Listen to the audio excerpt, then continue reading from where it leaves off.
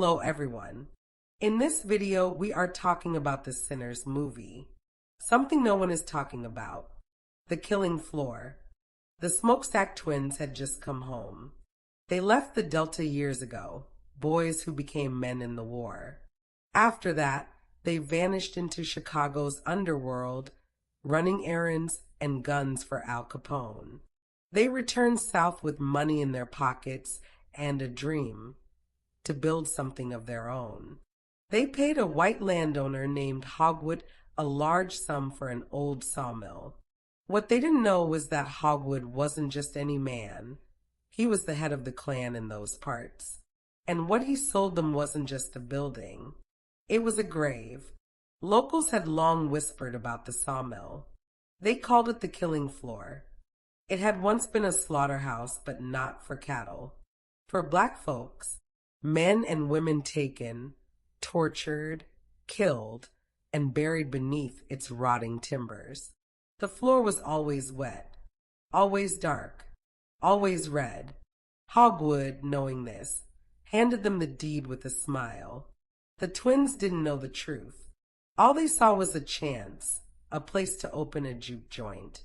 They cleaned it up, painted over the stains, and called in their cousin Sammy to help run the place. Sammy, young and gifted, played blues like he was born with the devil whispering in his ear. What they didn't know was that death had never left the place. It was only sleeping. Far away, in the deep woods and dying towns of Mississippi, an Irish vampire named Remick was on the run from Choctaw vampire hunters. He was savage, old, and starving. Cornered, he turned a Klansman and his wife into creatures like himself. Their hunger was instant and insatiable. They caught the scent of the old sawmill. Old blood, forgotten screams. Something about the place called to them. Opening night came. Inside, the juke joint was alive. Laughter, whiskey, dancing feet. Sammy's guitar cried out with something that wasn't just music. It was memory. His blues were so raw, so deep, they tore through time. And the spirits answered.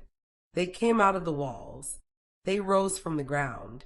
Faces from the past, those who had died on that killing floor, mingled with the living, dancing, weeping, wailing. Outside, Remick heard the music and smiled. He realized the boys' songs could call the dead. He stepped out of the shadows and made an offer. Give me the boy and I'll spare the rest. The answer was no. So the vampires forced their way in. And the sawmill remembered what it was. Screams returned to the rafters. Blood soaked the boards. The killing floor lived again. Only Sammy survived. Broken and bleeding, he ran to the only place he knew, the church where his father preached. But when he got there and tried to pray, nothing happened. He remembered how it felt when Remick had him by the throat, how he prayed for God to save him and nothing came. Only the stake, driven through the vampire's heart, saved him. That's when Sammy knew salvation wasn't coming. So he took his guitar and walked, not to the altar, but to the crossroads, where Highway 61 meets Highway 49.